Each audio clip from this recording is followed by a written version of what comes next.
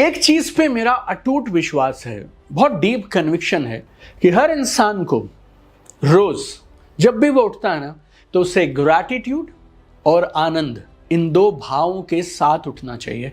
Every single person should wake up with this feeling of gratitude and ecstasy.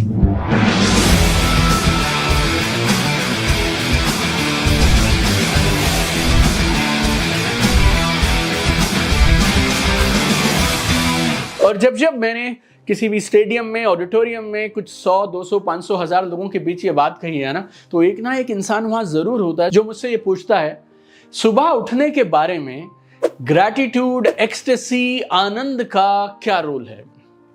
मेरा जवाब बहुत simple है। अगर आपको ऐसा लगता है ना कि मैं सुबह उठ गया, इसमें खुश होने की क्या बात है, इसमें धन्यवाद की क्या बात है, तो इस सवाल को पूछिए उन रिश्तेदारों से जिनका बेटा, जिनकी बेटी, जिनके मम्मी पापा, भाई बहन, कोई रिश्तेदार आज सुबह उठे नहीं है। आंकड़े ऐसा बताते हैं कि रोज 1,66,000 से ज्यादा लोगों की डेथ हो जाती है। 1,66,000 पीपल जो लोग सुबह उठे नहीं हैं। आपका नसीब अच्छा, सच में आपकी किस्मत बहुत अच्छी है, आप लकी हैं अगर आज आपको यह सुबह देखने का मौका मिला, क्योंकि 1,66,000 लोगों को आज सुबह देखने का मौका नहीं मिला। और अगर ये फिगर, ये आंकड़े आपको सोचने पे मजबूर नहीं करते हैं और आपको जवाब नहीं देते हैं, तो फिर आपको नजदीकी हॉस्पिटल जाना चाहिए और उस हॉस्पिटल में जितने भी बेड हैं और वहां जितने भी लोग हैं और उनके साथ जितने भी रिश्तेदार हैं, उनकी जिंदगी का सिर्फ एक ही गोल है, किसी तरह से मैं ठीक हो जाऊं और इस हॉस्पिटल से बाहर आ जाऊं। एक्चुअली हमारे साथ प्रॉब्लम पता क्या है, जिंदगी में जो चीजें हमें आसानी से बिना मांगे मिल जाती हैं ना, हम उनकी कदर नहीं करते हैं, हम उनको टेकन फॉर ग्रांटेड लेने लगते हैं और हमें लगता है ये तो बस हमारा अधिकार ही है, सुबह तो हमें उठना ही है। जिंदगी की बहुत सारी खूबसूरत चीजें, जैसे जिंदा रहना, लाइक बीइंग अलाइव, हेल्दी रहना, आपके पास खाने के लिए फूड है, आपके पास कोई इंसान है जिससे आप बात कर सकते, आपके पास घर है, ऑफिस है, काम है आपके पास, then you actually should be grateful। 21 crore लोग हैं ऐसे जिनके पास करने के लिए कोई काम नहीं है। इस दुनिया की 29.6% पॉपुलेशन, बोले तो करीब 230 करोड़ लोग ऐसे हैं जिनको ये नहीं मालूम आज शाम को खाना मिलेगा या नहीं मिलेगा। इस दुनिया में 200 करोड़ लोग ऐसे हैं जिनके पास सेफ ड्रिंकिंग वाटर नहीं है।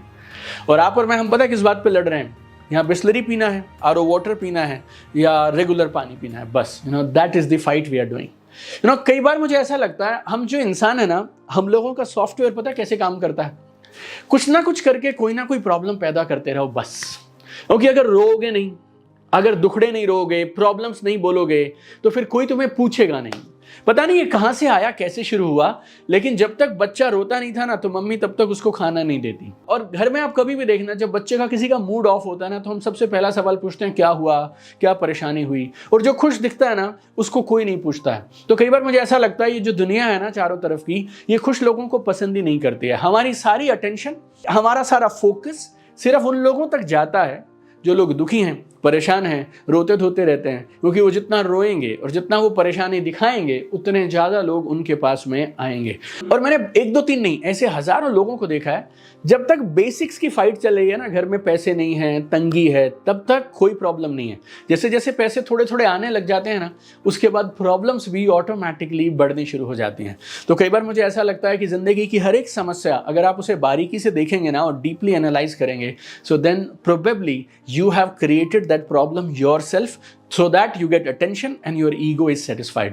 और प्रॉब्लम्स पता है क्या मिलती हैं चारों तरफ, सर मेरे सिर्फ 10,000 फॉलोअर्स हैं और फॉलोअर थोड़े स्लो बढ़ रहे हैं, 1 लाख नहीं हो रहे, मेरा वजन थोड़ा ज्यादा है, मुझे 10 किलो कम करना है, मेरी इनकम सिर्फ 25,000 है, मुझे 50,000 पे लेकर जाना है, मुझे बड़ा रैंक चाहिए। मुझे समझ नहीं आती ये प्रॉब्लम्स हैं या गोल्स हैं। और अगर गोल्स हैं तो ये आपने चुने हैं, और जब आप किसी गोल को चुनते हैं तो उसके साथ में थोड़ा स्ट्रगल आता है, थोड़ा चैलेंज आता है, थोड़ी परेशानियां आती हैं। तो ये परेशानियां किसने चुनी? आपने चुनी।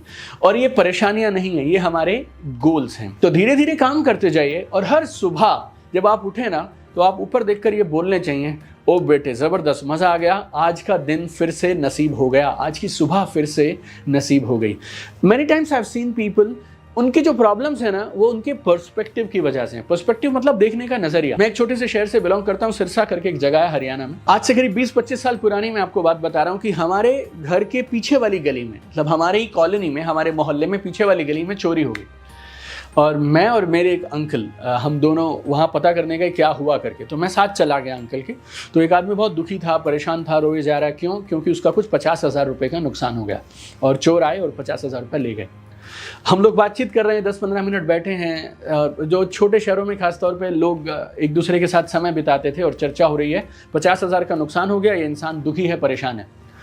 अचानक से एक और आदमी आए बाहर, हमारे एक और अंकल आए और वो आके बोलते हैं, आपको मालूम चला कि नहीं मालूम चला, लेकिन 3 गलियां छोड़कर, हमारी ही कॉलोनी में 3 गलियां छोड़कर एक घर में रात को चोरी हुई। सेम कल ही रात को चोरी हुई और वहां से 2.5 लाख रुपए का कैश, सोना, ये सब चोर लेकर चले गए। और जो मेन महिला थी उस घर की, जो लेडी थी, उसको भी चोट लग गई। राइट, सो वो अभी हॉस्पिटल में एडमिट है।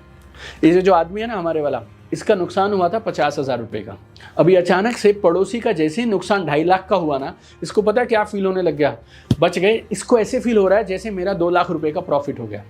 अभी तक जो 50,000 के लिए परेशान था, वो बाजू वाले का 2.5 लाख का लॉस देख के उसको ऐसे लगने लगता है मैं तो बच गया। बहुत बार ऐसा होता है कि रोड पर किसी का एक्सीडेंट हो गया और जो इंसान गाड़ी में था वो परेशान है क्योंकि गाड़ी का बम्पर टूट गया, आगे से लाइट टूट गई, ऐसे वैसे। और सामने से एक आदमी फ़ोन करके बोलता है, आप कैसे हैं? और ये आदमी बोलता है, मैं तो ठीक हूँ, लेकिन गाड़ी का नुकसान ज़्यादा हो गया। तो सामने से क्या जवाब आता है, गाड़ी तो दोबारा आ जाएगी, कहीं अगर आपको कुछ हो जाता तो क्या होता? एंड सडनली दैट पर्सन जो गाड़ी की लाइट या बम्पर टूटने से परेशान था ना, उसको अचानक से लगने लग जाता है, यार बात तो सही है, गाड़ी तो फिर आ जाएगी, इंश्योरेंस के क्लेम में कुछ मिल जाएगा, लेकिन अगर मुझे कुछ हो जाता तो मेरा क्या होता? So sometimes in life you need to have that perspective कि जिंदगी में और बुरा क्या क्या हो सकता था। और जब आप ये सोचने लगते हैं ना, देन यू स्टार्ट फीलिंग कि जो आज है ना वो सही है। और एक दूसरी चीज मैंने देखा है, लोग जिन बातों को लेकर चिंतित होते हैं उनमें से 99%, प्रोबेबली 100% बातें ऐसी हैं जो उनके कंट्रोल में भी नहीं है। जब आप परेशान हो ना, आप सिर्फ अपने आप से सवाल पूछिए, जिस बारे में चिंतित हूं, क्या सच में ये मेरे कंट्रोल में है या नहीं है? मैं पिछले 21 सालों से सेल्स के प्रोफेशन में हूं। पहले मैंने, और 2 साल मैंने सेल्स का पढ़ाई किया, सो 2 years MBA इन सेल्स। 4 साल मैंने कॉर्पोरेट जॉब किया, 11 साल मैंने फील्ड में डायरेक्ट सेलिंग किया। पिछले 6 साल से I am running my training and consulting company. तो पिछले करीब 23 सालों का मेरे पास में एक्सपीरियंस है सेल्स का। और सेल्स में एक चीज जो मेरे कंट्रोल में है वो ये है कि मैं कितने लोगों को फोन कॉल कर सकता हूं, कितनी मीटिंग्स कर सकता हूं, लेकिन उन मीटिंग से मुझे क्या रिजल्ट आएंगे वो बहुत बार मेरे कंट्रोल में नहीं है। मैं मेरी पिच को बेटर कर सकता हूं, मेरी टेस्टिमनीज बेटर कर सकता हूं, मेरी बात करने के तरीके को बेहतर कर सकता हूं, ये मेरे कंट्रोल में है। लेकिन सामने वाले ने आज मेरी हर मीटिंग पे सेल क्लोज क्यों नहीं हुई, that is not in my control. तो कभी कभी आपको ये भी चेक कर लेना चाहिए जब आप चिंतित हों कि जिस चीज के लिए चिंता कर रहा हूं, क्या वो मेरे कंट्रोल में है या वो नहीं है। And I have seen lot of other people जो जिंदगी में परेशान हैं। क्यों? क्योंकि वो अपने आप को दूसरों से लगातार कंपेयर करते रहते हैं। और सोशल मीडिया की वजह से तो ये प्रॉब्लम इतनी ज़्यादा बढ़ गई है that every day you see somebody on a holiday, somebody has got a car, somebody is having this smile, somebody is taking selfie in a fancy restaurant, और आपका दिल बैठने लगता है कि जिंदगी में बाकी सबको सब मिल गया, आप ही छूट गए। और इस चक्कर में जो लोग गोल्स भी सेट करते हैं ना, वो गोल्स किस लिए सेट करते हैं पता है? To impress people. जिंदगी में अगर आपको खुश रहना है तो वो लक्ष्य निर्धारित करिए जो आपको एक्सप्रेस कर सकते हो, ना कि लोगों को इंप्रेस करें। तो अगर मोरल ऑफ द स्टोरी बोलूं तो जिंदगी में हर सुबह जब आप उठें तो ये 2 भाव आपके साथ रहने चाहिए। Number 1 gratitude and number 2 is ecstasy, जिसे मैं बोलता हूं परम आनंद। और हर एक इंसान की क्वालिटी ऑफ लाइफ में आप किस तरह का जीवन जीते हैं, आपकी लाइफ की क्वालिटी कैसी है, उसमें एक चीज का बड़ा अहम हाथ है, वो है इमोशनल मास्टरी। आपका इमोशंस पे कंट्रोल कैसा है और आप उन इमोशंस को किस तरह से समझते हैं। ये इतना ज़रूरी है कि मेरी नई किताब dream to reality in 5 steps, उसमें मैंने ड्रीम्स को पूरा करने के जो कदम आपको बताए हैं ना, उस किताब में करीब 35 से 40 पेज मैंने खास तौर पे रखे हैं इस बात के लिए कि आप डिप्रेशन का शिकार ना हो, आप इमोशंस को मैनेज कैसे करें, लोगों की ना को, लोगों के तानों को कैसे हैंडल करें, और जिंदगी में कुछ भी होता रहे तुम्हारे इमोशंस ऊपर रहने चाहिए। आप सक्सेस के लिए अपना एक एनवायरनमेंट कैसे बनाएंगे।